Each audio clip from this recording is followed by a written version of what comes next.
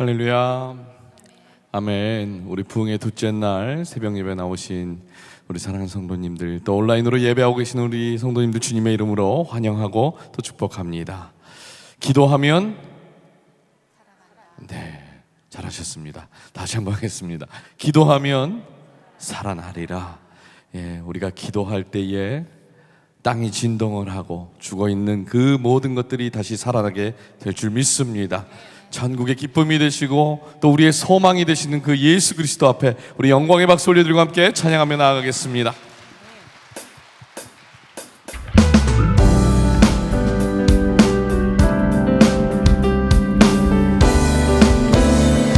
슬픈 마음 있는 사람, 슬픈 마음 있는 사람, 예수 이름 믿으며 영원토록 변함없는 기쁜 마음 얻으리. 슬픈 마음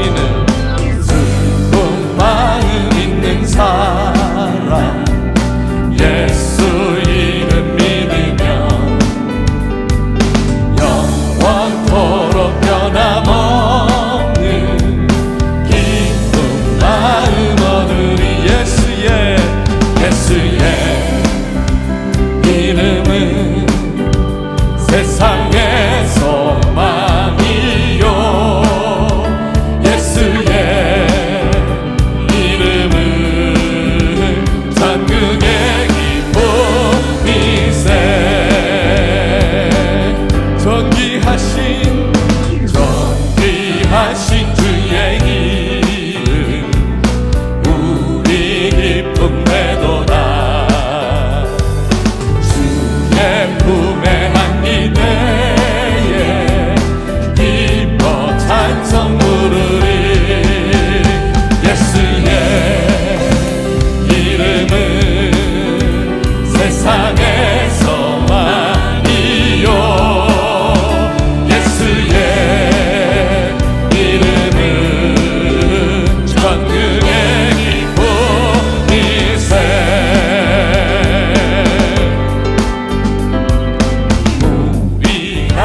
나간 후에 보좌 앞에 나아가 왕의 경배하며 멸류관을 우리 갈 길 다 간 후에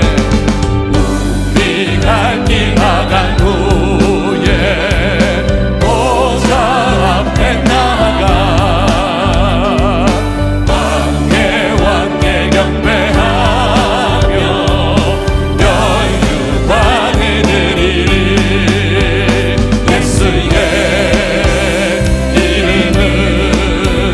세상의 소망이요, 예수의 이름은 전국의 기쁨이세. 예수의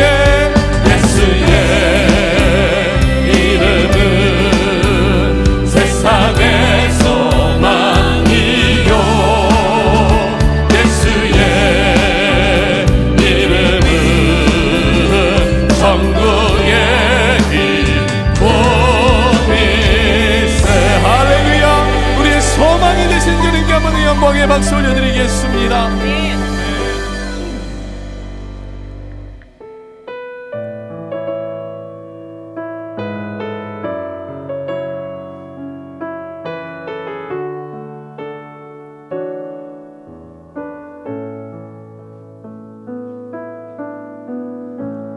나의 기도하는 것보다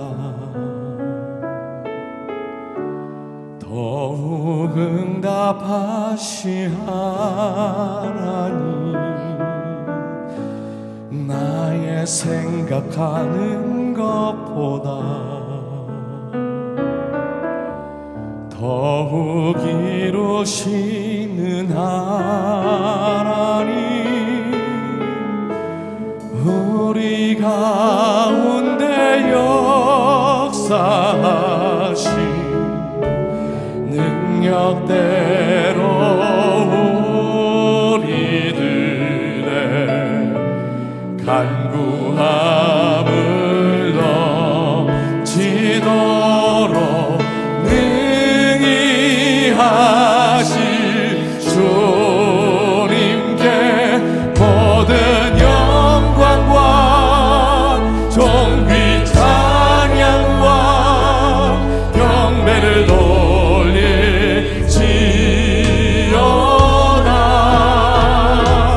모든 영광과 존귀 찬양과 경배를 돌릴지어다.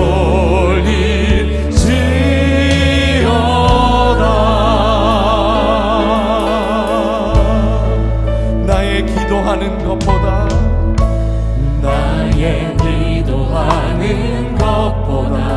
더욱 응답하실 하나님, 더욱 응답하실 하나님, 나의 생각하는 것보다 더욱 이루시는 하나님, 더욱 이루시는 하나님,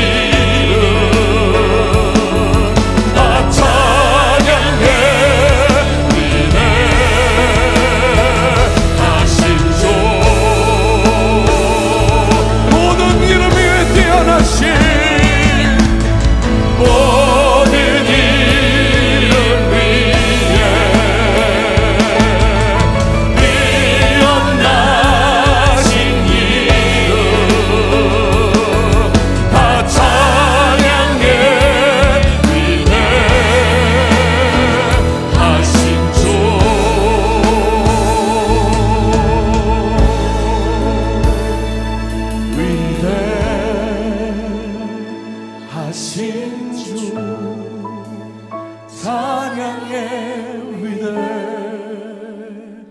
위대하신 주 모두 알게 되리라.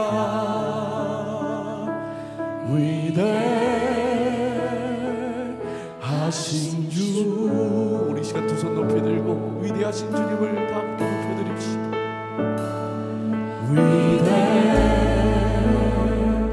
위대하신 주 찬양의 위대하신 주 모두 알게 되리라.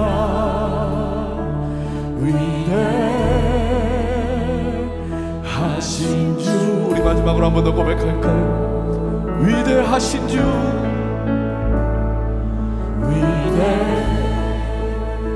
위대하신 주 찬양의 위대하신 주 모두 알게 되리라.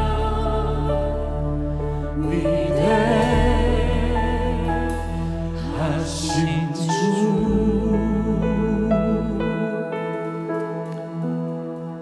그렇습니다. 우리는 기도할 때 위대하신 그 주님을 그 만나는 그 은혜가 우리에게 주어진 줄 믿습니다. 우리가 기도할 때에 나의 기도하는 것보다 더욱더 응답하실 그 하나님, 나의 생각하는 것보다 더욱더 이루시길 원하시는 그 하나님이 나의 아버지 되시는 줄 믿습니다. 그러나 하나님, 우리가 기도할 때에 우리의 소원이 이루어지는 것이 아니라 하나님의 그 뜻이 나의 삶 가운데 이루어지게 하여 주시옵소서. 우리가 기도할 때에 하나님의 뜻이 우리 가정 가운데 이루어지게 하여 주시옵소서. 아버지, 우리가 기도할 때에 우리 교회를 향하신 그 주님의 뜻, 아버지, 우리 교회를 향하여 통하여서 이 열방을 아버지 복음으로 점령하고 아버지 그 세상을 깨어나가는 거룩한 교회 되어질 수 있도록 주께서 인도하여 주셔서 하나님 아버지, 우리가 기도할 때마다 주의 영광이 드러나게 하여 주시옵소서. 우리가 기도할 때마다 주의 영광이 나타나게 하여 주시옵소서. 우리 이 시간 주여 한번 크게 부르짖고 주님 앞에 기도하며 나아가도록 하겠습니다. 주여, 아버지 하나님, 우리가 기도할 때마다 아버지 주의 영광이 드러나게 하여 주시옵소서. 아버지, 우리가 기도할 때마다 아버지 우리 가정을 살아가게 하여 주시옵소서. 나의 소원이 이루어지는 것이 아니라 아버지 주의 그 높으신 뜻이 이루어지는 아버지 기도의 능력을 경험하게 하여 주시옵소서. 아버지 위대하신 그 하나님의 능력이 나타나게 하여 주시옵소서. 아버지, 우리가 기도하고 아버지 한 마음이 되어질 때에 아버지 세상 가운데 아버지 하나님 주의 영광이 드러나는 아버지 거룩한 삶, 거룩한 교회가 되어질 수 있도록 아버지 주께서 역사하여 주시옵소서. 그 은혜로 우리를 인도하여 주시옵소서. 아버지 기도하게 하여 주시옵소서. 위대하신 그 주님을 만나게 하여 주시옵소서. 하나님 아버지 주시옵소서.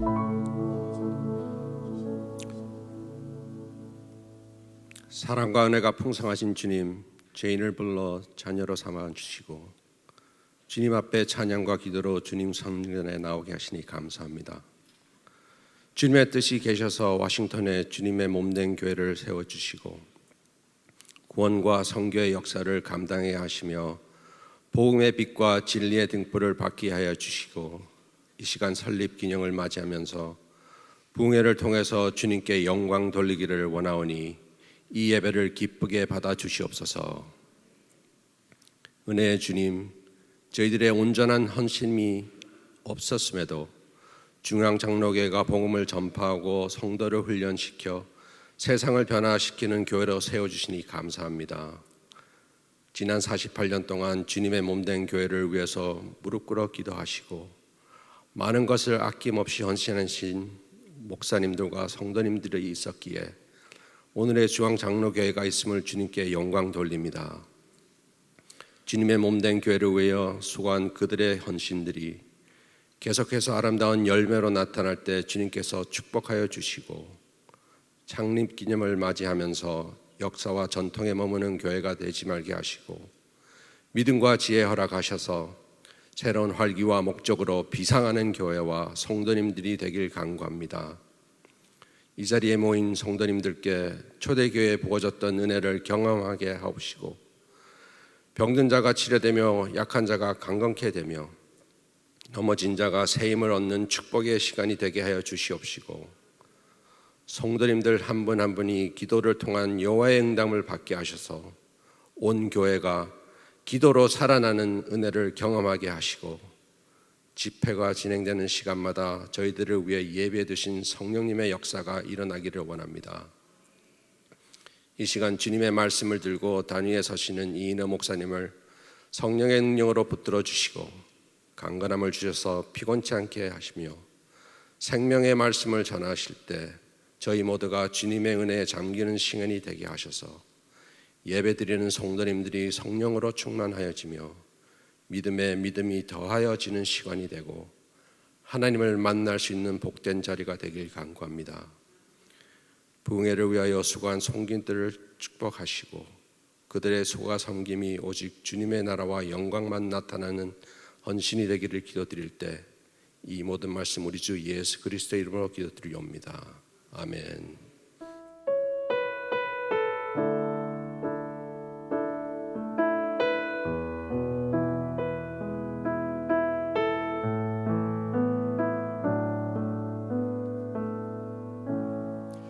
할렐루야. 부흥의 둘째 날 토요 새벽 기도를 새벽을 깨어서 주님 앞에 나온 우리 성도님들 주의 이름으로 축복하고 환영합니다.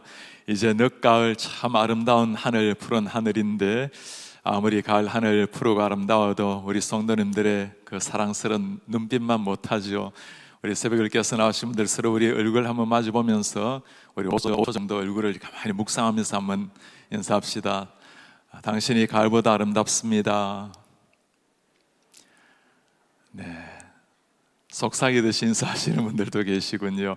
우리 오늘 부흥의 주제를 가지고 한번 인사 나눌까요? 기도하면 살아납니다. 어제 말씀을 가슴에 새기면서 한번 인사할까요? 매일 끝까지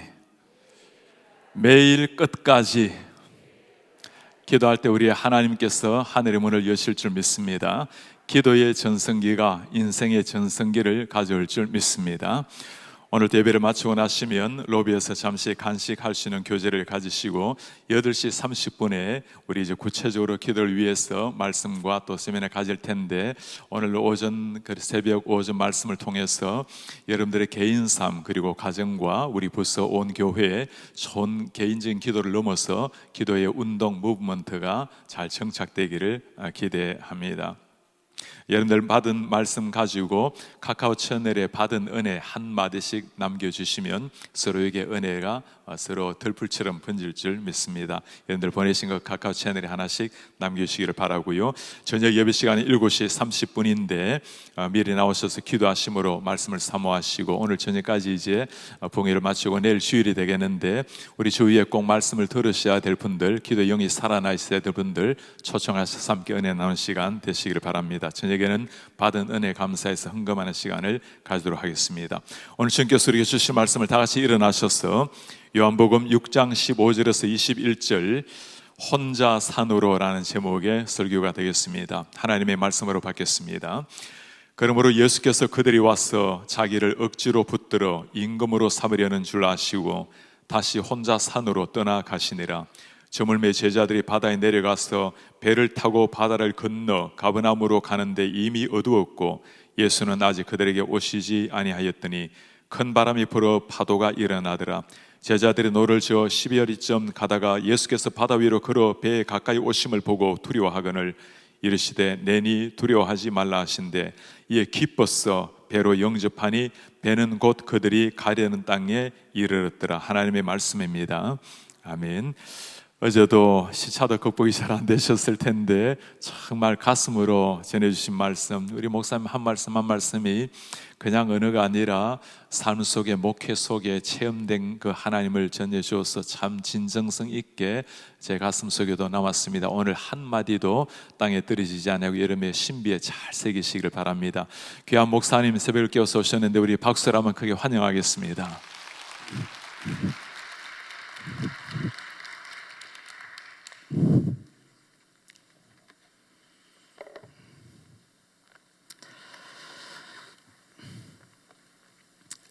오스카 와일드라고 하는 분이 이런 얘기를 했어요. 나는 유혹 외에는 모든 것에 저항할 수 있다. 또 유혹을 이기는 유일한 길은 그것에 순응하는 것뿐이다. 이런 얘기를 했어요. 그러니까 우리가 유혹을 이긴다는 것이 얼마나 어려운 것인가를 말해주는 것이죠. 근데 오늘 바로 그 떨치기 어려운 유혹이 예수님에게 찾아오는 것을 배경으로 하고 있습니다.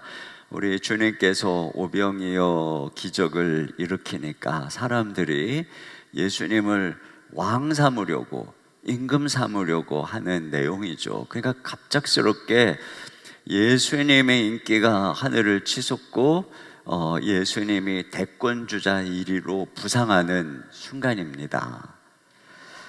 자, 이 엄청난 유혹을 주님이 어떻게 대처하시는가가 오늘 본문에 나와 있어요. 여기 15절 하반절에 보니 아주 간단하게 핵심적인 말씀이 뭐냐면 다시 혼자 산으로 떠나가시니라 이렇게 되어 있습니다. 다시 혼자 산으로 떠나가시니라. 왜 주님이 혼자 산으로 가셨을까 하고 보니까 마가복음에 이렇게 되어 있어요. 마가복음 6장 46절에 무리를 작별하신 후에 기도하러 산으로 가시니라. 주님께서 이 유혹 앞에서 하신 일은 산으로 혼자 기도하러 가셨다 하는 것입니다. 여기 다시 혼자 산으로 한 거 보면 다시, 이것이 뭘 의미하는 것이겠어요? 습관을 의미하는 것입니다. 주님께서는 어떤 유혹의 뜻뿐 아니라 주님의 삶 속에서 이렇게 산으로 가서 기도하시는 습관이 있었다는 것을 알 수가 있습니다. 우리가 이 성경에 잘 아는 말씀 중에 마가복음 1장에 보면은 예수님이 새벽 미명에 일어나서 한적한 곳에 가서 기도하시는 내용이 있어요. 그 전날 많은 사역을 하고 엄청난 치유와 또 기적이 일어났죠. 그러니까 이제 마을 사람들이 예수님을 찾아온 겁니다. 제자들이 예수님 어디 가셨을까 하다가 이제 예수님 기도하러 가신 곳에 찾아가죠. 주님께 말합니다. 주님, 사람들이 자꾸 난리가 났습니다. 우리 주님 인기가 지금 뭐 하늘을 찌르고 있습니다. 그때 이제 예수님께서 뭐라 그러시냐면은 우리가 다른 마을로 가자. 거기서도 전도하리니 내가 이를 위해서 왔노라. 이렇게 말씀을 하세요. 이 말씀을 보면은 예수님께서 사람들의 인기나 사람들의 인정에 전혀 휘둘리지 않으시고 주님께서 이 세상에 사람을 구원하러 오신 사명의 길을 가는 것을 볼 수가 있습니다. 여러분, 사람을 구하려면 먼저 사람에게서 구원받아야 됩니다. 물에 빠진 사람을 구하려면 그 사람하고 엉겨붙으면 안 되죠. 사람을 구원하려면 사람들의 인기, 사람들의 인정으로부터 내가 먼저 구원을 받아야 합니다. 그런데 우리 주님께서 보면 이런 사람들이 가는 데마다 사람들의 인기가 함께하고 있는데 그것을 이기시는, 그 유혹을 이기시는 모습을 보게 되죠. 그것이 어디서부터 오고 있냐면 바로 주님이 새벽 미명에 한적한 곳에 가서 하나님과 홀로 기도하는 것입니다. 하나님 앞에서 주님 만나서 주님 얼굴 배웁고 주님으로부터 이미 인정받고 너는 내 사랑하는 아들이다, 내가 너를 기뻐한다, 이렇게 주님과의 개인적인 교제 속에서 이미 만족하고 계시기 때문에 굳이 사람들을 만나서 인정받을 필요도 없고 사람들에게 내 자신의 존재를 확인할 필요가 없는 것이었습니다. 이것이 이제 우리 주님의 습관적인 유혹을 이기는 비밀이라고 할 수가 있어요. 오늘날의 세대가 무력해져 가는 이유 중에 하나는 혼자 있는 시간이 없다는 겁니다. 가만히 보면은 언제나 손에 스마트폰을 들고 있고 뭔가를 하고 있어요.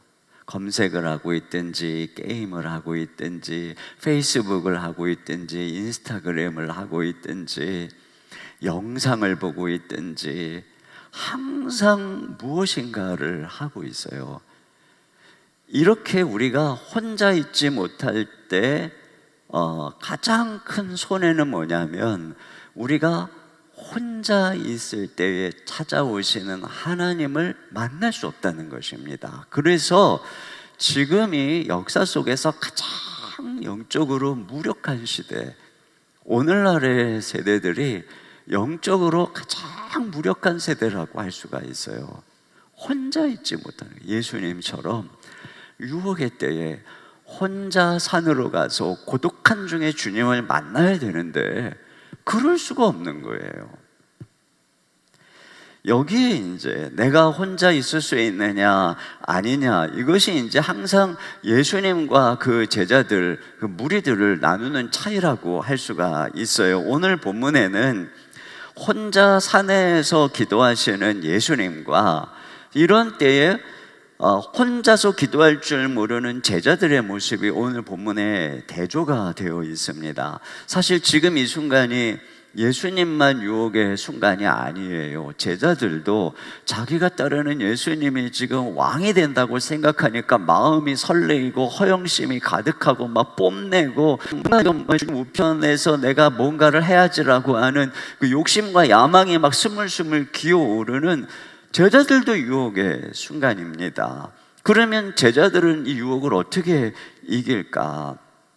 오늘 이 본문에는 이 본문과 마태복음을 조금 더 같이 비교해서 보면은, 마태복음에는 예수님께서 어떻게 했냐면 지금 예수님이 주목을 받고 또 그 옆에 있는 측근들인 제자들도 주목을 받는 이 순간에 갑작스럽게 예수님이 제자들을 막 재촉을 합니다. 그리고 다 배를 태우고 빨리 저편으로 가라고 배를 태워서 몰아내 버리시는 것을 알 수가 있어요. 이미 다 해가 저물었는데 말이죠.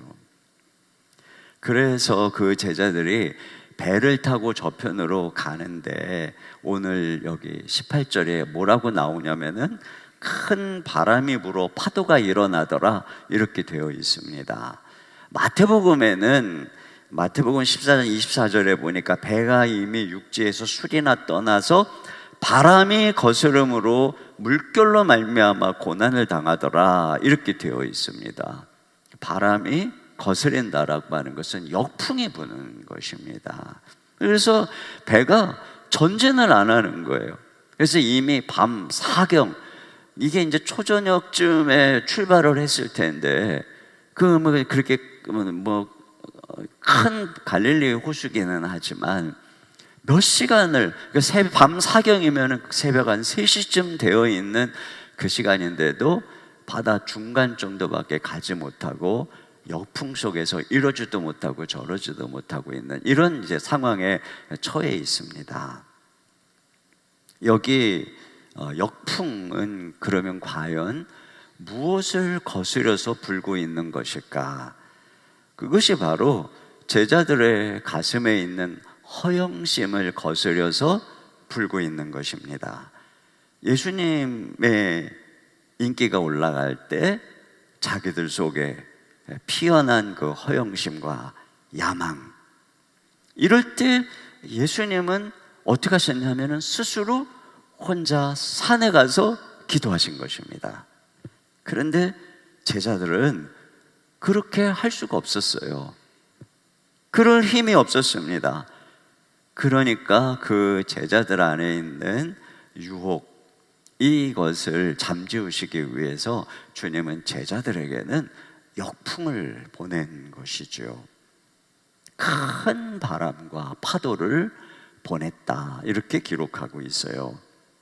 성령님께서 우리 안에 있는 세상의 야망과 유혹을 잠재우시기 위해서, 그리고 우리를 영적으로 깨어나도록 사용하시는 두 조교가 있습니다. 첫 번째 조교는 혼자 산으로라고 하는 조교입니다. 혼자 산으로라고 하는 조교, 우리 예수님이 사용하신 조교죠.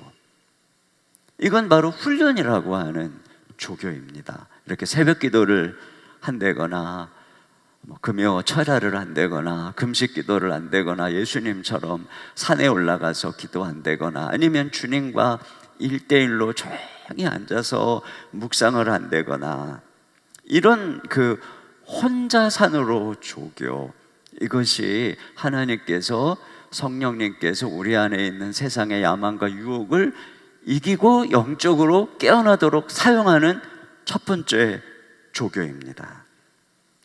쉽게 말하면 기도와 말씀 훈련이라고 말할 수 있을 것입니다. 두 번째 조교는 바로 역풍이라고 하는 조교입니다. 오늘 이것은 바로 제자들의 마음에 있는 허영심을 잠재우는데 사용된 조교예요. 고난이라고 하는 조교라고 할 수가 있습니다. 혼자 스스로 산으로 가지 못하니까, 자기 혼자 스스로 이런 위기의 때에 무릎 꿇어 훈련되어 있지, 무릎 꿇어 기도하는 훈련이 안 돼 있으니까 하나님께서 그 영혼을 살리시기 위해서 그의 인생에 보내는 조교가 바로 역풍이라고 하는 조교, 고난이라고 하는 조교입니다. 아프리카에는 이 등에 돌을 지고 건너야만 하는 강이 있다고 합니다. 깊지는 않은데 물살이 세서 돌을 짊어지고 건너가야만 휩쓸려 내려가지 않는다는 거예요. 이처럼 하나님께서 우리로 하여금 이 세상의 유혹에 휩쓸려 가지 않도록 우리의 인생의 역풍의 짐을, 고난의 짐을 지워주시는 것을 알 수가 있습니다. 우리는 과연 이 두 조교 중에 그러면 어떤 조교를 선택할까? 이 혼자 산으로라고 하는 조교, 그리고 역풍이라고 하는 조교, 나는 과연 어떤 조교를 선택하면서 살아갈 것인가? 이렇게 물어보면 이제 여러분 중에는 전 둘 다 선택 안 할래요, 이런 분이 있을지 몰라요. 근데 여러분, 그건 안 돼요. 왜냐하면 저는 이쪽 조교도 싫고 저쪽 조교도 싫고 그냥 편안한 게 좋아요. 근데 그건 안 돼요. 하나님은 우리가 세상의 안일과 유혹에 빠져서 우리 영혼이 파멸되는 것을 원치 않으시기 때문에 우리는 이런 고난이냐, 둘 다 고난이잖아요. 혼자 산으로 가는 것도 고난이고 역풍도 고난이죠. 고난이냐 평안이냐의 선택이 아니라 어떤 고난이냐의 선택입니다. 우리 인생은 다시 말하면 창조적 고난이냐 소모적 고난이냐, 이것의 선택이라고 할 수가 있는 것입니다. 저는 교회를 개척하면서 제가 한 40까지 40될 때까지 늘 아프고 막 이런 것들이 있어서 주님께 특별히 제가 기도했던 것 중에 하나가 뭐냐면, 주님, 제발 이 목회하는 과정에 소모적 고난은 좀 최소한으로 줄여주세요. 그러면 제가 주님 창조적 고난을 받을게요. 제가 그 소모적 고난을 줄여주셔서 허락해 주시는 건강과 제 삶의 어떤 평안함과 여력으로 제가 이 창조적 고난의 짐을 지고 갈 테니까 주님, 제 목회 여정 속에 가급적 소모적인 고난은 좀 줄여주세요. 그런데 정말 하나님께서 그렇게 해주시고 지금까지 그렇게 해주셨고 그렇게 해주시는 것 같아요. 근데 요즘에는 제가 저희 교회가 또 큰 짐을 지고 지금 이제 다음 세대를 위해서 이 정말 한국에 미국도 마찬가지지만 동성애 교육이 다음 세대를 얼마나 좀먹고 있습니까? 사실 저는 목회에만 전념해야 된다고 생각을 했었는데 어느 순간부터 마음속에 우리가 이 아이들을 지키지 않으면 다음 세대가 소망이 없겠다, 이런 이제 마음이 들었어요. 그래서 사실 저희가 예배당을 짓고도 빚이 남아 있었지만 그 옆에 수백억짜리 빌딩을 매입을 했어요. 그래서 거기에 이제 다음 세대와의 공간, 그리고 대안학교, 그래서 한번 이 시대의 정신과 한판 승부를 벌이자. 이제 그렇게, 그러니까 제가 이걸 선택하기 위해서 여러 목사님들의 조언을 구할 때 많은 선배 목사님들이 이 목사 이제 나이가 60이지. 네, 60 되면 이제 우리나라 나이로 제가 올해 60입니다. 60이 되면 그런 일 저지르는 거 아니야. 그래야 은퇴를 평안하게 할 수 있어. 많은 분들이 그랬어요. 근데 제가 가만히 생각해 보니까 교회가 평안해서 제가 이 남은 10년 가까이 되는 시간을 평안하게 은퇴하는 것도 물론 좋겠죠. 그러나 그거보다는 주님이 나에게 허락하신 이 시간 동안 제가 주님께 처음 약속한 대로 창조적 고난의 짐을 지겠습니다. 주님, 제가 막 최대로 주님의 영광을 위해서 창조적 고난을 질 테니까 주님, 소모적 고난을 줄여주세요. 그 하나님께서는 이 기도를 들어주시는 것 같아요. 여러분도 한번 그렇게 기도해 보시기 바랍니다. 아직도 나는 둘 다 안 질래요, 그런 분이 있으신 것 같아요. 자, 이렇게 창조적 고난, 혼자 산으로 가서 기도하는 이 무엇일까? 오늘 이 훈련이란 조교를 선택해서 우리가 스스로 우리 자신을 쳐서 복종하며 하나님 앞에 기도할 때 얻는 유익이 뭘까? 그것을 우리 주 예수님에게서 발견하게 됩니다. 첫째는 뭐냐면 두려움을 이기는 영성을 얻게 된다는 것입니다. 여기 19절에 보면 제자들이 노를 저어 10여리쯤 가다가 예수께서 바다 위로 걸어 배에 가까이 오심을 보고 이렇게 되어 있습니다. 예수님께서 지금 물 위를 걸어서 오고 계시는 거예요. 여러분, 우리는 이런 장면을 보면은 예수님은 하나님이시니까 뭐 물이 정도 걷는 거야 뭐 당연한 기적 아닌가, 이렇게 생각을 합니다. 그러나 우리가 예수님이 우리랑 똑같이 사람이 되셨다는 사실에 대해서 우리가 잊어버리는 것입니다. 예수님은 우리랑 똑같은 사람, 육체를 입고 3차원의 이 세상 속에서 중력의 제재를 받는, 그래서 우리 예수님은 십자가에서 못 박히고 창이 찔리고 그러면 죽으시잖아요. 마찬가지로 예수님은 물에 빠지는 몸을 가지고 계신 분이었고 물에 빠지면 죽는 우리랑 똑같은 생명을 가진 분이 예수님이신 것입니다. 그러니까 예수님은 물론 하나님이시지만 철저히 예수님의 그 신성을 인성 안에 감추시고 우리랑 똑같은 사람으로 이 땅에 오신 분이 예수님이시죠. 그렇기 때문에 오늘 이 본문에는 안 나오지만 마태복음에 보면은 베드로가 예수님이 물 위를 걸어오는 것을 보고 자기도 걷겠다고 그러잖아요.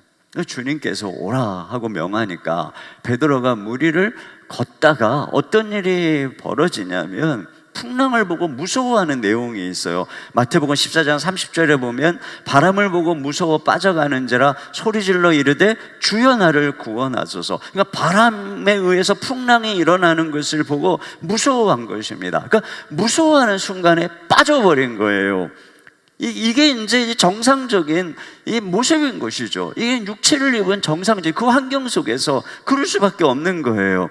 자, 그런데 우리 주님께서는 도대체 어떻게 이 물 위를 걸어 오신 것일까? 우리랑 똑같은 사람이신데 이 우리 주님이 베드로에게 그 물에 빠져들어가는 베드로를 손으로 잡아서 건져주시면서 뭐라고 하시냐면 마태복음 14장 31절 하반절에 믿음이 작은 자여 왜 의심하였느냐 이렇게 책망을 하십니다. 그러니까 너 믿음이 작아서 빠진 거야 이렇게 말씀을 하는 것입니다. 그러니까 믿음이 작다라고 하는 것은 믿음이 있기는 있는데 그 믿음이 바람이 불고 풍랑이 일어나니까 잃어버리는 믿음이라고 하는 것입니다. 그러니까 한순간은 충만해서 막 걸어가는데 걸어가다가 막 두려움이 오고 그러니까 그 두려움에 매몰이 돼서 믿음을 잃어버리는 그런 상황이라고 할 수가 있어요. 그러니까 믿음이 작다 이건 무슨 의미냐면 지속할 능력이 없다 바로 그런 부분인 것입니다. 그러니까 문제 속에서도 여전히 그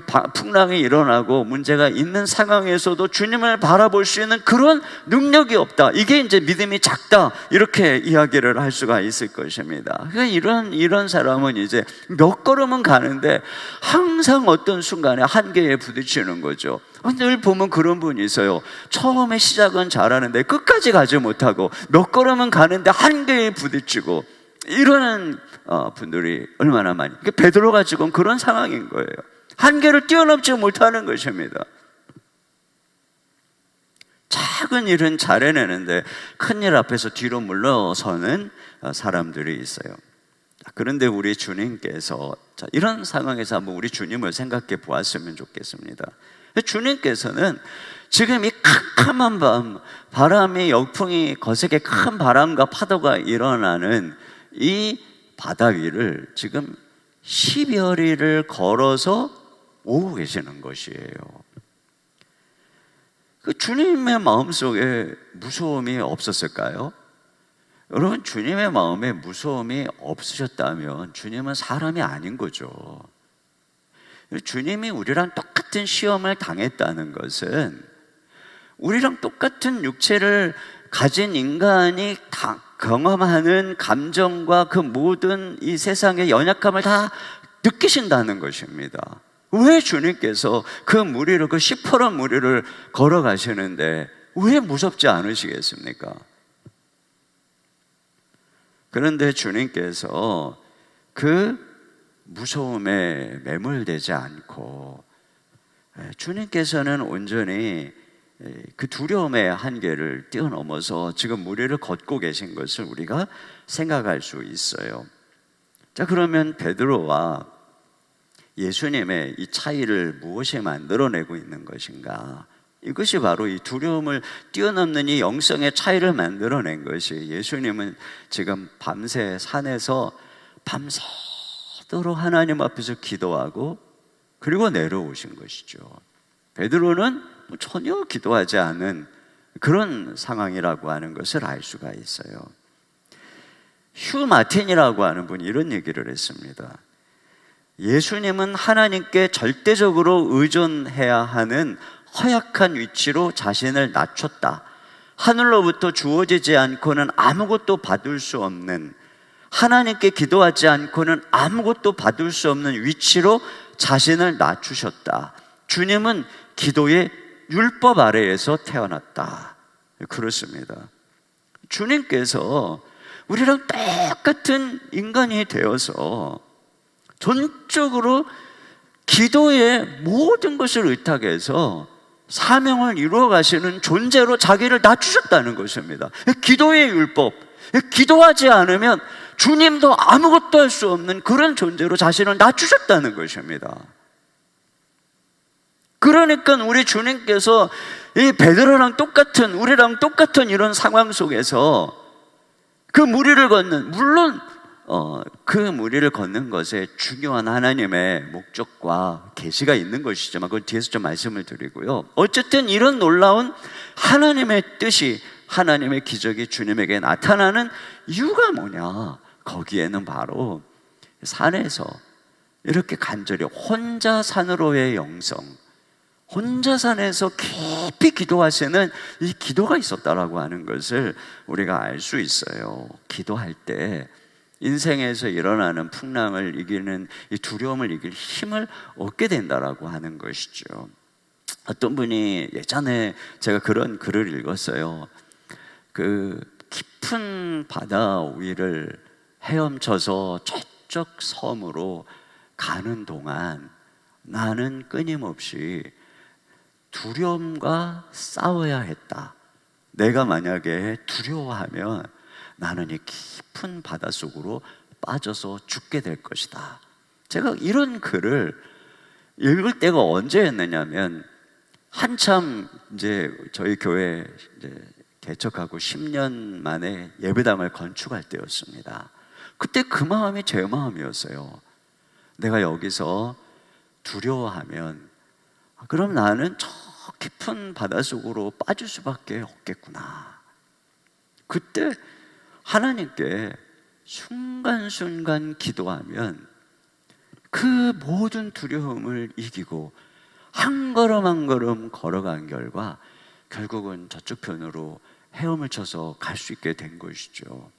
근데 아까도 말씀드렸던 것처럼 지금 또 저는 다시 두려움의 바다를 헤엄쳐 가고 있습니다. 순간순간 제 마음속에 두려움이 찾아옵니다. 눈을 뜨면 사실은 하루에 몇 번씩 내가 왜 이런 일을 했을까 후회합니다. 순간순간 두려움이 찾아옵니다. 그런데 참 놀라운 게 뭐냐면 그때마다 제가 하나님께 기도하면 하나님께서 저와 함께 하시고 제가 그 하나님의 임재를 경험하는 순간 두려움이 사라지고 그래서 오늘 하루를 또 걸어가게 되고 또 다음날 일어나면 또 두려움이 찾아오고 그러면 저는 또다시 하나님께 기도하고 그러면 두려움이 사라지고 오늘 또 내가 해야 될 일들을 할 수 있게 되고 이것이 바로 우리가 기도할 때 얻는 능력인 것이에요. 우리가 인생의 어떤 어려움에도 하나님 앞에 기도할 때 우리는 한계를 뛰어넘는 두려움을 뛰어넘는 그런 놀라운 은혜를 얻게 될 줄로 믿습니다. 두 번째로는 불신앙의 세대의 영적인 부흥이 일어난다라고 하는 것입니다. 오늘 그 요한복음을 보면은 이 주님께서 물 위로 걸어오는 기적이 굉장히 중요한 목적이 있음을 이야기해 주고 있어요. 근데 이 사건 뒤에 이제 이 오병이어의 사건 뒤에 그리고 이제 오늘 물 위를 걷는 사건 뒤에 그 다음 날 사람들이 예수님을 찾아옵니다. 예수님이 지금 임금 삼으려고 했다가 이제 주님 그냥 산으로 도망가셨으니까 어떻게 해가지고 다시 주님을 찾아온 거예요. 그때 예수님께서 당신을 찾아온 사람들에게 너희가 나를 찾아온 것은 떡을 먹고 배부른 까닭이다 그러면서 내가 너희에게 줄 떡은 하늘에서 내려온 떡, 생명의 떡이다. 내가 너희들의 떡이다. 이렇게 말씀을 하십니다. 그랬더니 예수님을 찾아왔던 사람들이 갑작스럽게 아니 저 사람은 요셉의 아들이 아니냐, 우리랑 한 동네 사람이 아니냐, 돈과 아니냐 그러면서 예수님을 다 떠나갑니다. 불신앙의 세대죠. 그런데 예수님이 제자들에게 물어보죠. 너희도 가려느냐? 그랬더니 제자들이 뭐라 그러냐면 시몬 베드로가 68절에 시몬 베드로가 대답하되 주여 영생의 말씀이 주께 있사오니 우리가 누구에게로 가오리까? 우리가 주는 하나님의 거룩하신 자인 줄을 믿고 알았사옵나이다. 제자들의 반응은 다른 거예요. 지금 자기랑 똑같은 분이 지금 이 자기가 하늘에서 내려온 생명의 떡이라고 말씀하는데 자기 살을 주 우리를 먹겠다고 말씀하고 있는데 그 예수님은 다른 사람들이 정상적 이성적 사고를 가진 사람들이라고 하면은 다 이런 식으로 좀 제정신이 아니구나 하고 떠나는 그런 때에 이들은 지금 이런 고백을 하고 있는 거예요. 그 이유가 뭐죠? 바로 이 간밤의 사건 때문에 그런 거예요. 간밤에 주님이 물 위로 걸어오는 이 엄청난 사건. 그래서 예수님이 그냥 평범한 한 인간이 아니라 예수님이 하나님이시구나 하는 이걸 보는 이 사건, 이 사건이 없었다면 어떻게 그 다음날 주님 앞에서 이런 고백을 할 수가 있었겠냐는 거예요.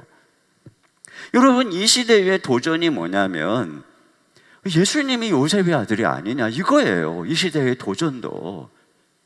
이 성경에 나오는 예수님의 십자가와 부활, 뭐 승천, 이런 뭐 성령, 이런 그 신화적인 것들, 이건 다 기독교가 만들어낸 신화고, 우리는 여기서 이 인간 예수를 찾아야 되고, 그 인간 예수의 교훈을 본받아서 이게 성인 성자로서 그 훌륭한 모범을 따라가는 게 이 기독교지.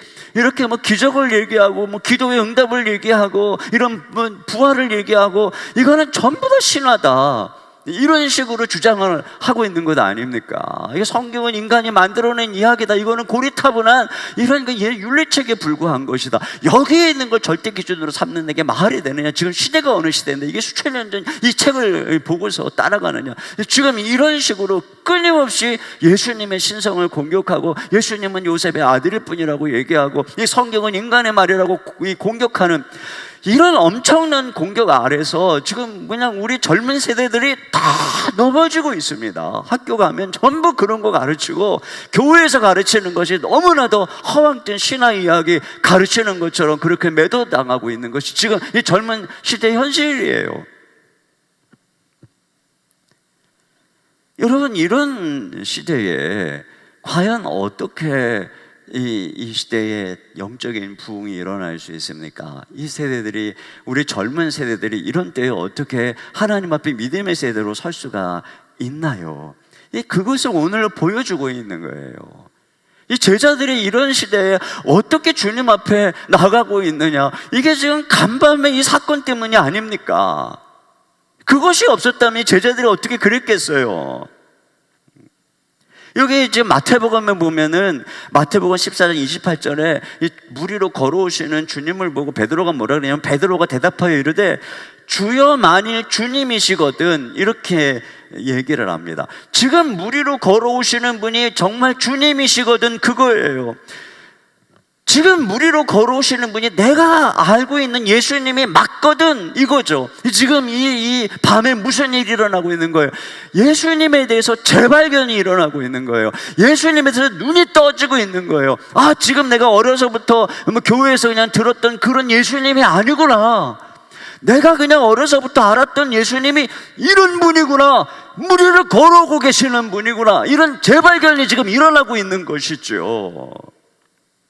그냥 한 인간으로서 예수님이 아니라 하나님으로서 예수님. 여러분, 이 재발견이 일어나야 되는 거죠. 예수님이 어떤 분인가에 대해서 이 세대가 이게 일어나야 되는 거예요. 그래야 마귀의 공격을 이기는 것이죠. 이거 외에는 방법이 없어요. 그런데 여기서 그러면 도대체 예수님이 이런 하나님으로 나타나게 되는 이유가 무엇인가? 예수님 안에 있는 그 신성을 이렇게 지금 충만하게 나타내고 있는 분이 누군가 생각해 보면, 그분은 바로 성령님이시죠. 예수님이 기도할 때 하나님의 성령으로 충만하셔서 성령 하나님께서 예수님이 하나님이심을 지금 이 놀라운 기적을 통해서 보여주고 있는 것입니다. 여러분, 성령님이 이 땅에 오신 이유와 목적이 무엇입니까? 바로 예수님이 하나님이신 것을 우리에게 증거해 주시려고 오신 거예요. 그러니까 이거죠. 물론 이 시대에, 불신앙의 시대에 변증도 필요하고 공부도 필요하고 뭐 다 연구도 필요합니다. 그런데 가장 중요한 것은 무엇이겠어요? 우리 이 예수님이 하나님이심을 알아야 된다는 거예요. 예수님이 하나님이심을 경험해야 된다는 것입니다. 그런데 그 예수님이 하나님이심을 어떻게 배워요? 어떻게 배웁니까? 막 뭐 그냥 학습해서 공부해서 배웁니까? 그런 과정이 필요하죠. 그러나 궁극적으로 예수님이 하나님이심을 우리에게 나타내 주시는 분은 성령님 아닙니까? 저는 모태신앙이었지만 정말 신앙이 없었어요. 제가 이제 집을 이사해서 어느 지역에서 이제 20살에 교회를 이제 뭐 대학도 이렇게 시험도 잘 못 보고 참 그러던 때 어느 교회를 이제 어머님이 그 당시에 이제 나가다 말다 하시던 교회였어요. 근데 이제 제가 나가게 되었어요. 근데 이제 청년부에 형제자매들이 많고 또 믿음이 좋은 또 형님 누님들이 많이 있었던 아주 개척교회지만 청년부가 부흥하고 있었던 곳이었어요. 근데 그때 제 기억이 나요. 이렇게 어디를 뭐 빵을 먹으러 가고 그러면 누님들이 기도 제목 뭐 기도했는데 응답받았다 이런 얘기하면 제가 꼭 옆에서 회의적으로 그래서 기도하니까 응답 안 되죠? 그거 다 우연이에요. 이런 식으로 제가 항상 얘기를 했어요. 그러니까 전혀 믿음이 없었던 거죠. 근데 어느 날 그 형제 자매들이 절더러 금요 철야 기도회를 한번 나오라는 거예요. 그래서 제가 아니 어떻게 밤을 새서 제가 나가고 싶겠어요. 그랬더니 이제 기도만 하는 게 아니라 같이 이렇게 빵도 먹고 교제도 하고 뭐 이런다는 거예요. 그 말에 솔깃해가지고 할 일도 없고 그래가지고 금요 철야 기도를 갔어요. 그랬더니 그 많은 시간 중에 한 30분 정도 그런 시간이 있더라고요. 그리고 나머지는 다 기도하는 거예요. 근데 그때 제가 처음으로 전부 다 기도하니까 저도 기도해야 되잖아요. 근데 쭉 하고 기도를 하는데 보통 막 30분, 1시간 동안 기도 시간이 주어진 거예요. 그래서 제가 기도를 안 해봤으니까 딱 무릎을 꿇고 기도를 했는데 엄청 기도 많이 했다고 생각했는데 1분밖에 안 지나고 기도 한참 했다고 생각했는데 5분도 안 지난 거예요. 그런데 나랑 똑같이 생긴 이 형제자매들이 계속 기도하고 있는 거예요. 그때 참 지금도 선명해요. 너무 신기하게 왜 난 기도를 못하지? 저 형제자매들하고 나하고 뭐가 다르지? 그때 처음으로 내가 뭔가 이상하다 이 생각을 처음 한 거예요. 처음. 그래서 그 다음 주에도 뭔가에 이끌려서 또 갔어요. 철야 기도를. 역시 우리 주기도문을 막 몇십 번씩 외우고 그래도 시간이 안 가는 거예요. 그때 제가 전도사님한테 물었어요. 저 뒤에 전도사님이 계셔서 전도사님, 저는 왜 기도를 할 수가 없는 건가요? 그랬더니 은혜 받아야 됩니다 그러시더라고요. 그럼 제가 어떻게 하면 은혜를 받을 수 있나요? 그랬더니 이미 은혜가 임하고 있습니다. 정말 도사님 같이 이야기를 해주시더라고요. 그래서 그 말에 용기를 얻어서 또 갔어요. 철야 기도를.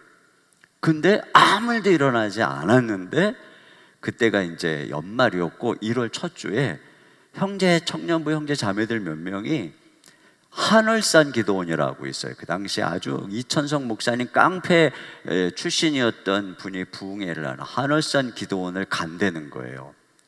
청년들이 1월 첫 주에. 그래서 제가 따라갔어요. 물론 따라간 중요한 이유 중에 하나는 거기 예쁜 자매도 이렇게 가고 그래서 따라갔어요. 그래 갔더니 정말 그 한월산 기도원에 그냥 사람이 얼마나 많은지요. 그냥 발 디딜 틈이 없어요. 그냥 그때 생각에 어떤 그 예배당이 뭐 이만한지 이거보다 더 큰지 그냥 뭐 기억은 안 나. 하여튼 그냥 이렇게 이제 중위층까지 있는 그 강당이 꽉 차고 이 이게 마루인데 마루에 그냥 다닥다닥 앉아가지고 어마어마하게 많은데 막 앞에서 이청성 목사님은 그냥 막 욕을 해가면서 막 야년들아 그러면 또 막 아멘 막 이러는 그 요상한 분위기 속에서 이제 막 기도를 하는 거예요. 근데 그 분위기 속에서 저는 뭐 소리를 내서 막 기도하고 이러는 거를 잘 못할 때였는데 워낙에 사람들이 막 수천 명이 죄야 하고 막 이렇게 기도를 하니까 내 목소리를 아무도 알아들을 일이 없더라고요. 그래서 에이 모르겠다 부끄러움이고 뭐고 나도 한번 해보자 그래가지고 저도 죄야 하고 소리를 쳤어요. 그랬는데 난 허공에다가 소리를 친 줄 알았는데 제가 주님의 이름을 불렀더니 주님이 저에게 응답하신 거예요. 그 순간에 제 눈에 비늘이 벗겨지고 주님이 나 불렀니? 주의 이름을 부르는 자는 구원을 얻으리로다 하신 것처럼 주여 했는데 주님이 저를 만나 주셨어요. 그때서부터 회개가 터지고 그 3박 4일 동안 정말 그냥 눈물이 그냥 얼마나 흘러나오는지요.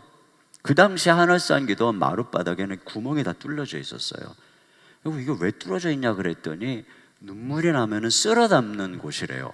난 농담인 줄 알았는데 정말 눈물이 얼마나 많이 나는지 집회 때마다 쓸어 담아야만 하는 상황 이해하시겠어요? 그렇게 3박 4일을 울고 통곡하고 하나님 앞에 감사하고, 그리고 내려올 때는 막 세상이 그냥 완전히 달라져 가지고, 그리고 내려와서 새벽 기도를 하고 모든 예배를 참석을 하고 매주 철야 기도를 참석을 하고, 그러던 어느 날 그 당시에 그 교회가 작으니까 저녁 예배 때가 되면 이제 기도 담당자가 가끔 안 와요.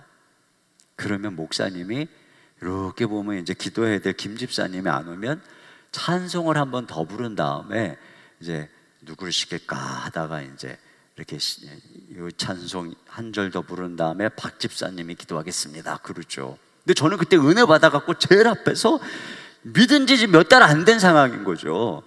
근데 갑자기 저에게 찬송가 3, 4절 부른 다음에 이인호 선생 기도하겠습니다 그러는 거예요. 진짜 앞이 노래지더라고요. 말도 안 되는 거예요. 저를 시킨다는 상황 자체가 말이 안 되는 거예요. 근데 제가 딱 기도를 하는데, 기도를 시작하는 순간부터 마지막까지 숨 한 번 안 쉬고 기도를 한 거예요. 나도 뭐라고 했는지 모르지만 제 입술이 움직여지고 일사천리로 딱 기도하고 예수님 이렇게 기도합니다. 딱 맞췄어요. 그 다음에 무슨 일이 일어났느냐, 제가 이단이라는 소문이 난 거예요. 제가 분명히 이단이다, 저렇게 기도 잘할 수가 없다. 진짜 신기한 거예요. 주님이 그냥 입술을 열어주니까 저절로 그냥 막 기도가 되는 거예요. 그리고 그때서부터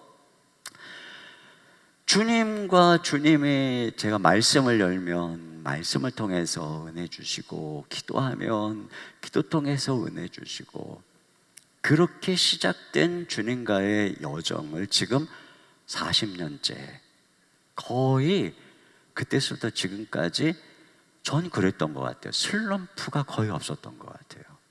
뭐 인생에 고난은 있었지만 그렇게 그냥 주님과 걸어오는 과정에서 뭐 의심, 뭐 이런 것들이 자리를 잡지를 못하는 거. 왜?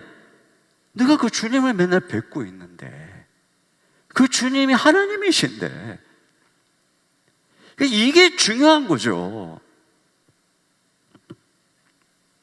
그런데 여기서 우리가 또 주목해야 되는 게 뭐냐면, 그러면 어떻게 이런 성령 충만을 경험하는가 하는 것입니다. 오늘 예수님께서 이 공생의 사역 중에 예수님 안에 이렇게 성령의 충만한 능력으로 예수님 안에 이 신성이 나타나는 이 장면이 사실은 되게 드물어요.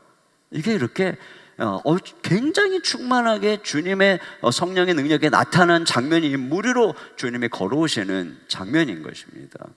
근데 이 배경이 바로 주님이 산에서 기도하신 거잖아요.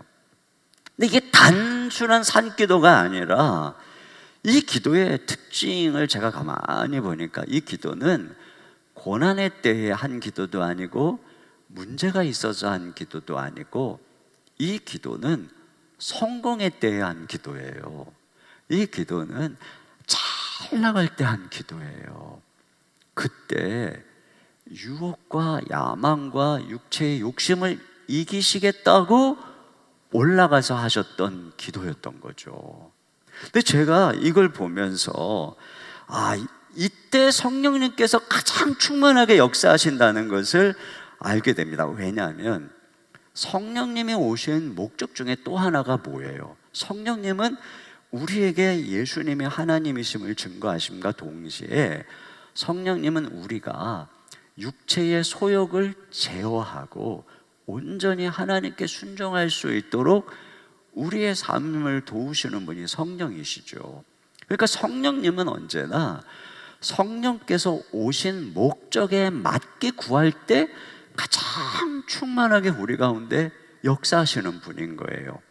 그러니까 예수님께서 지금 산상에서 기도하실 때 주님은 바로 이 두 가지 목적을 가지고 기도를 하시는 거잖아요. 그러니까 성령께서는 그 가장 중요한 목적을 놓고 기도할 때 가장 충만하게 역사한다. 근데 여러분, 저는 이 말씀을 묵상하다가 불현듯 깨달은 게 있어요.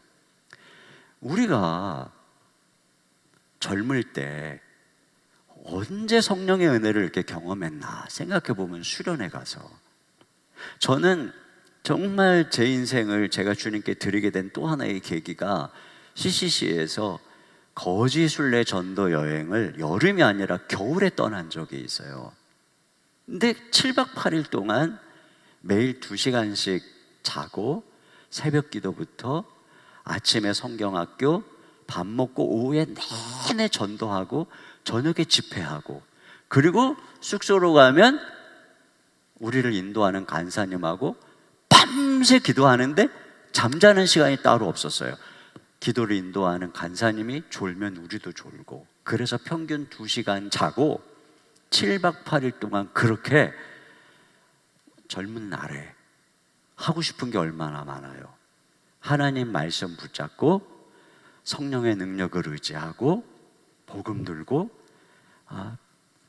복음 전하기 위해서 그렇게 기도하고 있었던 어느 날, 한 5째 날이었나요? 눈이 엄청 많이 온 어느 날 하나님께서 찾아오셨어요. 산을 2개를 넘어서 전도하고 돌아오는 길에 주의 성령께서 제 마음을 만져주시는데 눈물이 나는 거예요. 그냥 이유 없이. 그러면서 주님이 물으시는 거예요. 너 나를 사랑하느냐? 너 정말 나를 사랑해서 이렇게 열심히 하고 있는 거냐? 아니면 다른 사람들 보라고 너 열심히 하고 있는 거냐? 그 음성 앞에 산을 넘어가면서 울면서 회개하면서, 주님, 제 안에 온전한 동기로 헌신하지 못하고 회개합니다. 그러면서 회개하는 그 산을 넘어가는 과정에서 주님이 제 마음 깊이 임재하셨어요. 그리고 본대로 딱 갔는데 거기도 성령님이 임재하신 거예요.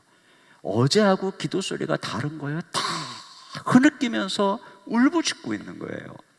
함께 진심으로 기도하는 그때 우리 모두가 다 성령 충만함을 덧입었어요. 그날 밤새 어느 때보다 기도를 하는데 갑자기 불 다 끄고 형제자매들 한 30여 명이 기도를 하는데 갑자기 하늘에서 물이 떨어지는 거예요. 현장에서. 이게 왜 그러지? 어디가 새나? 나중에 불을 켜보니까 우리들이 기도한 열기가 물방울로 천장에 쫙 맺혀가지고 걔가 물이 떨어지고 있었던 거예요. 그렇게 전심으로 기도할 때 성령께서 함께 하시고, 그 다음부터 말씀을 읽기만 하면 말씀이 외워지는 거예요. 말씀을 그날 딱 묵상하면 이게 그냥 머릿속에 딱 찍혀가지고 어느 페이지 어디에 어떤 말씀이 있는지가 다 기억이 되고, 말씀을 묵상하려고 새벽에 도서관에 가서 앉아있으면 말씀이 살아서 제 안에 들어오고 제가 이 말씀 안으로 들어가는 이런 성령의 역사가 제 삶에 계속되는 거예요. 눈을 감으면 눈물이 나고, 걸어가면 주님이 옆에 계신 게 느껴지고, 누군가가 쫙 하고 옆에서 기도하면 이분의 주님은 얼마나 멀리 있는데 저렇게 주여 하시나. 나는 그냥 주님 생각만 해도 눈물이 주르륵 흐르고, 내가 왜 그렇게 성령 충만했는가를 돌아보니까 그때 무슨 문제를 가지고 기도하러 간 것도 아니고, 어떤 어려움이 있어서 기도하러 간 것도 아니고, 젊은 날에 주님, 제 인생을 주님께 드리겠습니다. 저를 성령으로 충만케 해주시고 능력을 주시고 이 젊음을 사용해 주십시오. 그렇게 기도할 때 이게 가장 성령님이 기뻐하시는 기도니까 성령으로 충만해서 내 안에 그분이 예수 그리스도가 하나님이시고 이 하나님의 말씀이 진리인 것을 충만히 충만하게 드러내시니까 무슨 뭐 세상에 그런 이 여러 가지 불신앙의 말에 넘어가고 뭐 그것 때문에 변증을 공부해서 증명하고 뭐 이럴 필요가 느껴지지 않는 이걸 경험하게 되는 것이죠. 역사 속에서 보면 항상 그래요. 성령께서는 언제 이렇게 역사하시는가? 제가 작년인가 재작년에 조나단 에드워즈의 전기를 읽었어요. 1000페이지가량 되는 전기를 읽으면서 참 큰 도전을 받았어요. 그에 의해서 미국의 대각성 운동이 일어나고 그가 시무했던 노샘턴 교회에 엄청난 부흥이 일어나고 사람들이 막 회개하고 선술집이 텅텅 비고 모든 범죄자들이 회개하고 막 그 지역 전체가 성령의 은혜로 막 이 변화되는. 근데 그런 놀라운 부흥을 이루었던 조나단 에드워즈가 어떻게 살았나 하고 보니까 하루에 12시간을 이 서재에서 말씀과 기도에만 전념을 했던 거예요. 물론 뭐 사람들을 만나서 상담도 하고 그랬지만 평균적으로 하루에 12시간을 말씀 앞에 앉아 있고 기도하고, 이렇게 한 사람이 세상에 얼마나 유혹이 많겠어요. 그런데 그 한 사람이 자신의 인생을 주님, 무슨 문제가 있어서가 아니라 주님 나라의 열망을 가지고 아무 일도 없을 때 이렇게 기도할 때 그 한 사람을 통해서 하나님이 얼마나 엄청난 부흥의 역사를 이루시는가를 보는 거죠. 그러니까 그걸 보면서 마음속에 그런 열망이 생기는 거예요. 더 주님, 정말 제가 이 한 분밖에 없는 인생을 살아가는데 세상에 헛된 것 때문에 맨날 이렇게 머뭇거리는 인생 살지 말게 해주시고 주님을 위해서 온전히, 오늘 우리 예수님이 이 성공의 때에, 유혹의 때에 하나님 앞에 가서 이 기도하심으로 이 사명의 길을 가셨던 것처럼 그렇게 한번 인생을 드리게 해주시고, 이런 기도가 막 절로 나오더라고요. 또 여기서 보게 되는 게, 이렇게 주님을 재발견하니까 거기서부터 제자들의 삶이 바뀌는 거예요. 여기서 베드로가 만일 주님이시거든 나를 명하여 물 위로 걸어오라 하소서. 방금까지만 해도 풍랑이 무섭고 괴로워서 비명을 지르고 신음하던 그들입니다. 그런데 물 위로 걸어오시는 어마어마한 주님을 재발견하고 나니까 이제 뭐라고, 제가 물 위로 걷겠다는 거예요. 그 풍랑 위를 걷겠다는 것입니다. 여기에 비밀이 있는 거예요.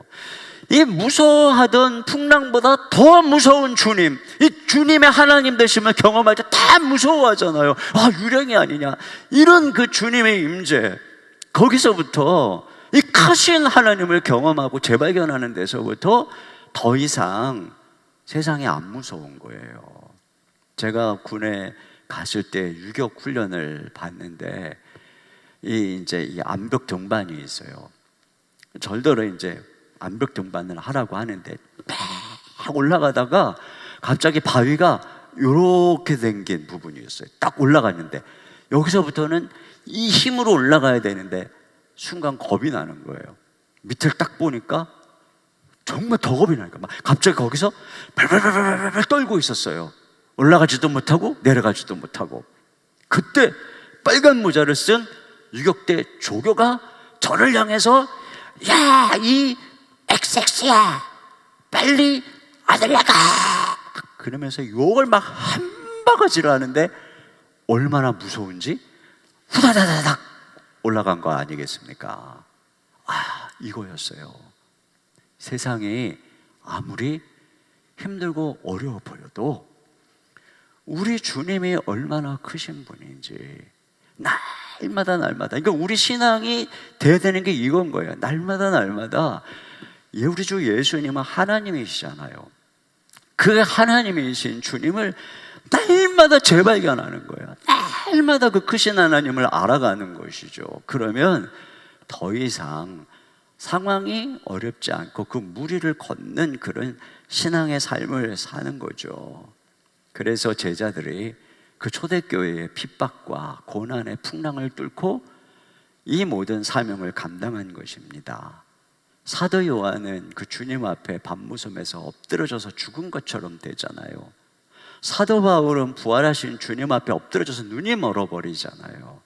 여기에 바로 그들이 그 초대교회의 위대한 사명을 감당한 이유가 있는 것이에요. 성령께서 임재하실 때 말이죠. 마지막으로 한 가지만 더 말씀을 드리면, 이렇게 혼자 산으로 기도할 때 제가 여기서 느끼는 게 뭐냐면, 하나님의 목적과 때를 아는 인생을 산다는 거예요. 그냥 이 무리로 걸어오시는 주님을 보고 그래 기도 많이 하면 무리를 걷는다, 마치 무슨 능력이 나의 전유물이라도 된 것처럼 이렇게 생각할 수 있는데, 여기서 보니까 그렇지 않다는 걸 깨닫죠. 이것은 정확하게 하나님의 목적을 위해서 하나님의 때에 나타난 놀라운 기적이었다라고 하는 것을 우리가 여기서 알 수가 있어요. 여러분, 이거죠.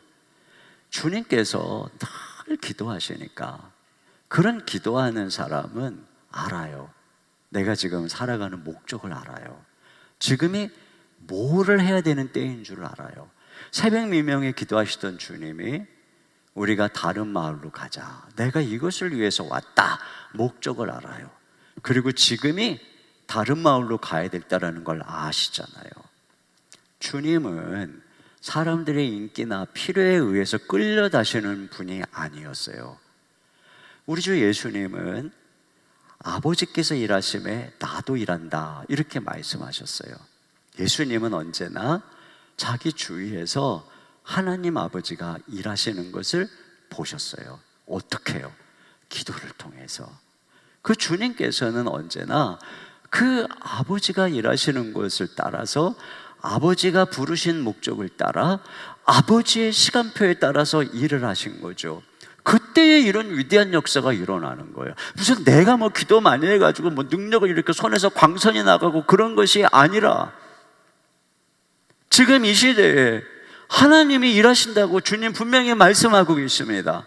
지금도 이 주위에서 일하시고, 워싱턴에서 일하시고, 우리 교회가 있는 광교에서 일하시고, 그 일하시는 주님, 지금도 많은 하나님의 사역을 위해서 일하시는 주님, 그 주님께서 일하시는 것을 보고 동참할 때 우리의 삶 속에서 이런 엄청난 기적이 일어나는 거거든요. 근데 그게 누가 가능합니까? 항상 혼자 산으로, 그래서 하나님 앞에 홀로 있는 사람이 아는 거예요. 그러지 않으면 그냥 뭐 사람들은 아직도 넉 달이 되어야 추수할 때입니다. 그러나 주님은 뭐라 그래요? 이미 희어져 추수하게 되었다. 때를 모르는 것입니다. 이거 하고 나서요, 이거 바빠서요. 그게 아니죠. 우리는 하나님의 시간표대로 사는 것입니다. 우리의 시간표대로 요렇게 하고 요렇게 하고 요렇게 하는 게 아니에요. 우리 하나님이 내 주변에서 일하시기 때문에 그 하나님의 사역에 부르심에 귀를 기울이고 그 하나님의 목적을 따라 헌신하고 그 하나님의 때에 걸어갈 때에 거기에서부터 하나님이 일하시는 엄청나고 위대한 일을 경험하는, 동참하는 역사가 일어나는 것입니다. 그런 일들이 누구에게 가능한 것입니까? 기도하는 사람에게 가능한 거예요. 내 시간표대로 짜서 일하는 사람이 아니라 매일매일 하나님 앞에 기도하며 걸어가는 그 인생 가운데 하나님께서 이런 놀라운 그 일에 참여하고 그 위대한 역사를 이룰 수 있는 그런 역사를, 그런 기회를 하나님이 우리에게 주시는 줄로 믿습니다. 그러니까 기도해야 돼요. 기도해야지 깨어있는 것이고, 깨어있어야 주님의 때를 아는 것입니다. 그러지 않으면 내 주변에 하나님의 카이로스가 다 떠내려갑니다. 세월을 아끼라고 그러잖아요. 아낀다는 것은 구원한다는 거예요.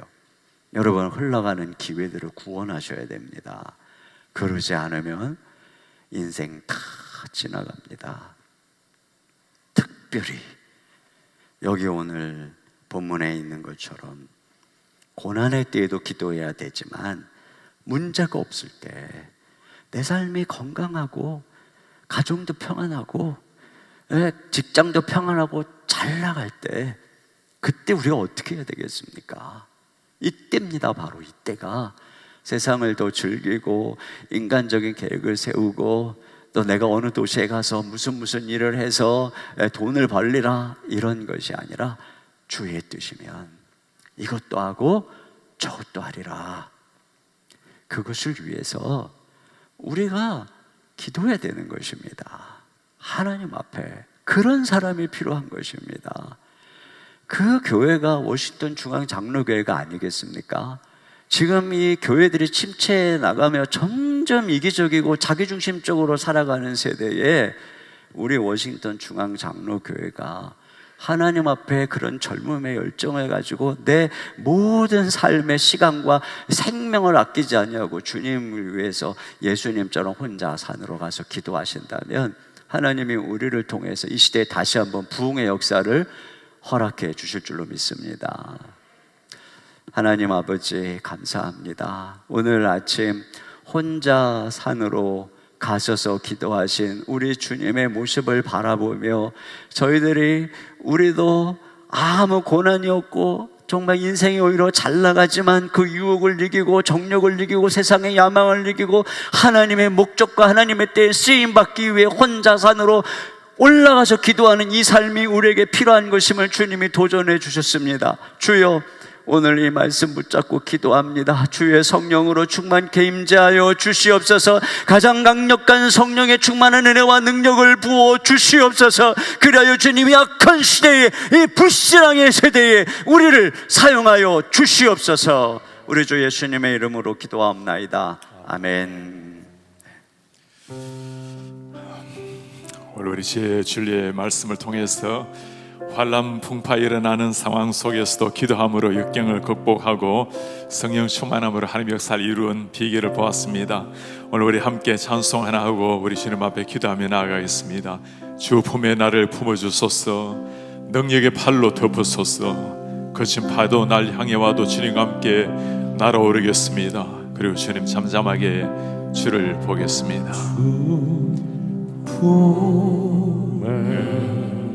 품으소서.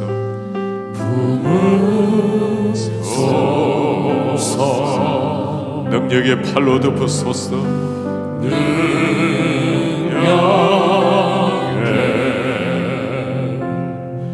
팔로 덮으소서. 거친 파도 날 향해 와도 우리가 주님과 함께 날아오르겠습니다. 주와 함께 날아오르니 폭풍 가운데 나의 영혼 잠잠하게 주를 보리라. 잠잠하게 주를 보리라. 주님 안에 나 거하겠습니다. 주님 안에 주님 그 사랑 그 은혜 속에 거하게 나 거하리. 주님의 능력 나 잠잠히 믿네. 나 잠잠히 믿네. 거친 파도 날 향해 와도 주와 함께 날아오르니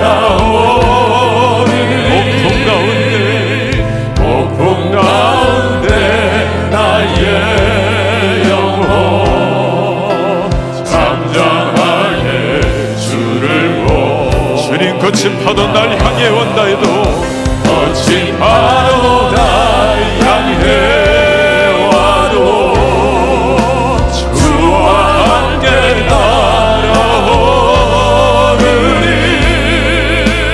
폭풍 가운데 나의 영혼 잠잠하게 주를 보리라.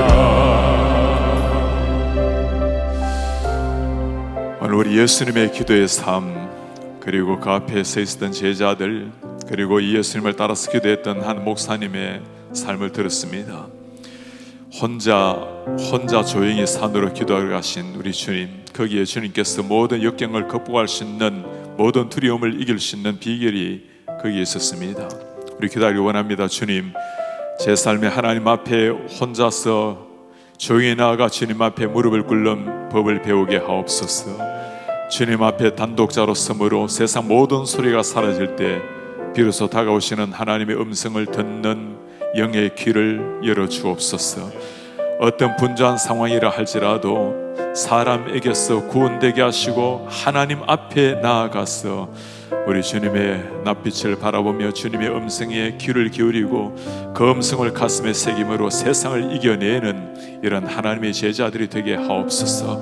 우리 주님 앞에 간절한 마음으로 그리고 결단하는 마음으로 주님과 독대하기를 원합니다. 주님 앞에 홀로 나아가기를 원합니다.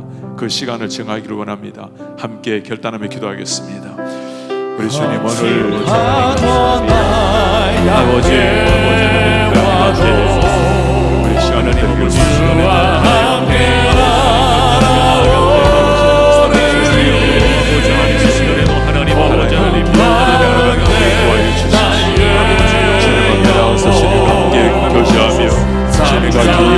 제자를 가장 즐거이 아버지라는 하나님의 종들이 되게 하옵소서. 우리의 감사원이 부정을 다하게 되며 기도함으로 우리의 심령이 새로워졌어. 기도함으로 주님과 함께 교제함으로 모든 세상에 하나님의 역경을 이겨내는 모든 종들이 되게 주님 도와주시옵소서. 주님을 간곡히 부탁드립니다. 하나님께 역사해 주십시오. 역사해 주십시오.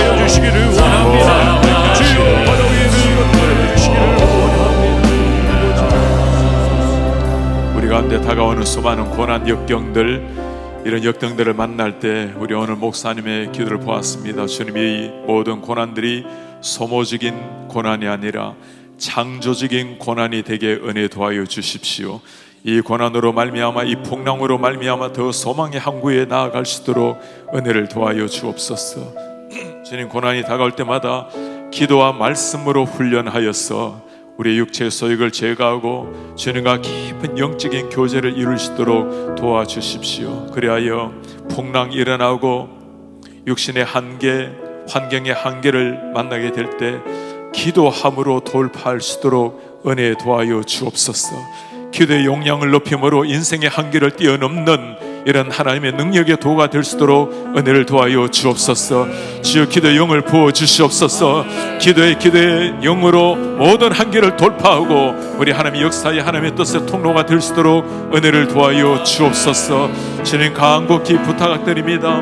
모든 삶의 현장에서 기도함으로 주의 뜻을 이루는, 기도함으로 환경을 극복하는 주의 종이 없소서. 우리도 손 들고 주여 한번 부르고 간절히 기도하겠습니다. 주여, 하나님 아버지, 하나님이 시간에 아버지를 간절히 기도하게 하나님의 영광을 원하나이다. 주여, 하나님을 갖게 해주시기 원합니다. 아버지 하나님 믿음으로 산으로 올라가 하나님의 영광 보게 기도했습니다. 이 시간에 원하시고 함께 해주시옵소서. 모든 다가오는 인생의 한계 앞에서 하나님 앞에 믿음으로 그 삶의 믿음을 이겨낼 수 있도록 도와주시옵소서.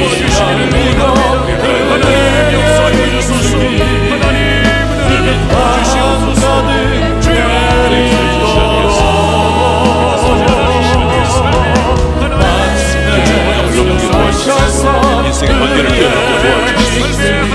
하나님께 도우시옵소서. 하늘 문이 열리고 내 빛을 하늘 문이 열리고 은혜의 빛을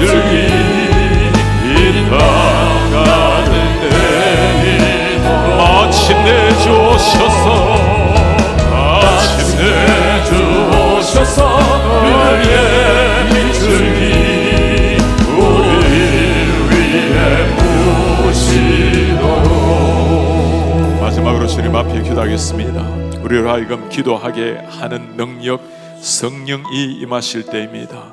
주님, 우리를 성령으로 충만케 하옵소서. 사도행전의 제자들, 예수님 돌아가시고 벌벌 떨었던 그 제자들에게 성령이 임했을 때 사도행전의 주인공이 된 것처럼 주여 우리 위에 성령을 부어 주시옵소서. 성령의 충만함을 도와여 주시옵소서. 성령의 충만으로 모든 유혹을 이기게 하시고 성령의 충만으로 모든 고난을 뚫고 비상할 수 있도록 은혜를 도와여 주옵소서. 주여 우리 가정 위에 성령을 부어 주시옵소서. 우리 순모임 위에 모든 부서 위에 성령을 부어 주시고 온 성도 위에 성령을 부어 주셔서 우리 교회가 성령으로 불타오를 수 있도록 은혜 도와여 주시옵소서. 이 거룩한 성령의 바람 우리 교회의 담장을 넘어서 지역을 변화시키고 지역에 잠드는 교회를 함께 깨워 일어날 수 있도록 은혜를 도와여 주시옵소서. 미주선적 교회가 성령으로 다시 한번 타올라서 미국의 선교의 강국으로 다시금 일어날 수 있도록 주여 성령을 부어 주옵소서. 주여 성령을 부어 주시옵소서. 우리 두 손을 들고 주여 삼창고 마지막으로 기도하겠습니다. 주여 주여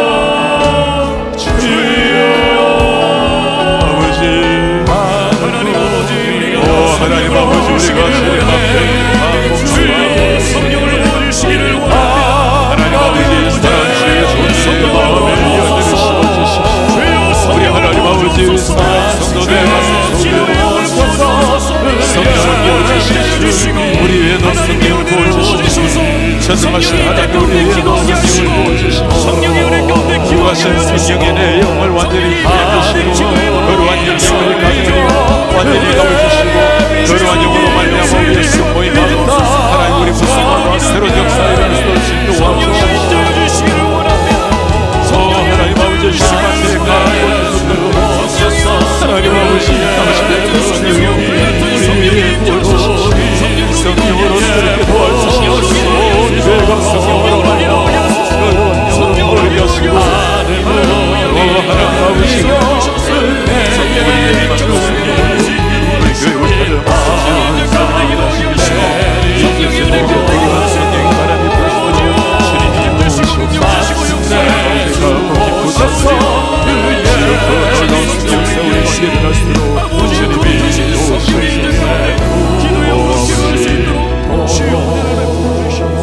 존귀하신 우리의 아버지여, 오늘 참으로 존경하고 사랑하는 목사님을 통해서 다시 한번 우리 위에 거룩한 하나님의 말씀, 기도의 영성을 다시 한번 부어주시니 감사합니다. 주님, 홀로 조용히 주님 앞에 나아가서 기도하신 예수님처럼 우리가 기도함으로 하나님과 영적 교제로 말미암아 하늘에서 주시는 능력을 덧입게 하옵소서. 그 능력으로 말미암아 땅 위에는 모든 고난들이 소모적으로 끝나는 것이 아니라 오히려 고난으로 말미암아 주님을 더 깊이 알아가고 주의 연례를 깨닫게 되는 하나님 앞에 성숙의 길로 나아가는 지름길이 되게 하옵소서. 주님, 끊임없이 다가오는 인생의 풍랑, 인생의 바다, 바라보면 두렵고 막막한 상황일지라도 우리가 기도함으로 세상을 바라보는 눈을 가질지라도 하나님을 향한 영의 눈이 뜨여져서 세상을 이겨내는 한계를 돌파하고 하나님의 뜻을 이루어 나아가는 이런 기도의 용사들이 되게 하옵소서. 기도의 용량을 높임으로 인생의 한계를 뚫고 일어나서 비상하는 하나님의 제자들이 되게 하옵소서. 저 우리의 결단과 우리의 최선이 얼마나 되겠습니까? 주님께 구하오니 주 성령을 부어주십시오. 그 옛날 사랑하는 제자들에게 성령을 부으셔서 사도행전의 역사를 일으키신 하나님께서 귀한 목사님 위에도 성령을 부으셔서 한 시대에 주님을 위해서 불태우신 것처럼 이 시대 수많은 하나님의 백성들에게 임하신 그 성령을 하나님 우리에게도 부어주시옵소서. 간구하는 자에게 더 좋은 것을 주시겠다고 약속하신 하나님께서 사랑하는 하나님, 사랑하는 백성들, 사모하는 종들에게 성령을 부으셔서 자연스럽게 주님 앞에 기도의 용사들이 되게 하시고 기도함으로 더 성령과 동행하게 하시고 기도함으로 하나님의 음성을 들으며 주님과 날마다 동행이 일어나게 하옵소서. 그 삶 자체가 전도가 되게 하시고 그 삶을 바라보고 세상 많은 사람이 하나님을 두려워하며 하나님 앞에 나올 수 있도록 은혜를 도와여 주시옵소서. 이제 우리가 말씀을 들었으니 주님, 주님과 깊이 영적으로 교제하는 혼자 산으로 가신 주님을 따라서 우리도 매일의 삶에 한적한 곳에 주님과 영적 교제가 일어나는 시간을 가지기를 원합니다. 사랑하는 성도님 마음속에 주님의 마음을 주셨으니 결단하게 하시고 누구 눈을 의식하지 아니하고 하나님의 눈만을 바라보고 그렇게 기도하고 살아내므로 남들이 모를 영적인 비밀을 가진 하나님의 용사들, 기도 용사들이 되게 하옵소서. 주님께 모든 것 감사드리며 우리 주 예수 그리스도의 이름으로 기도하옵나이다. 아멘. 주 예수 그리스도의 은혜와 하나님의 사랑과 성령의 교통하심이 오늘도 예수님의 기도의 삶을 가슴에 새기고 그렇게 기도함으로 하늘의 능력 덧입어서 하나님의 뜻을 이루어 나가기를 원하는, 세상 모든 풍랑을 헤치고 영적으로 비상하기를 원하는 주의 모든 백성들 머리 위에 지금부터 영원토록 함께 있을지어다. 아멘.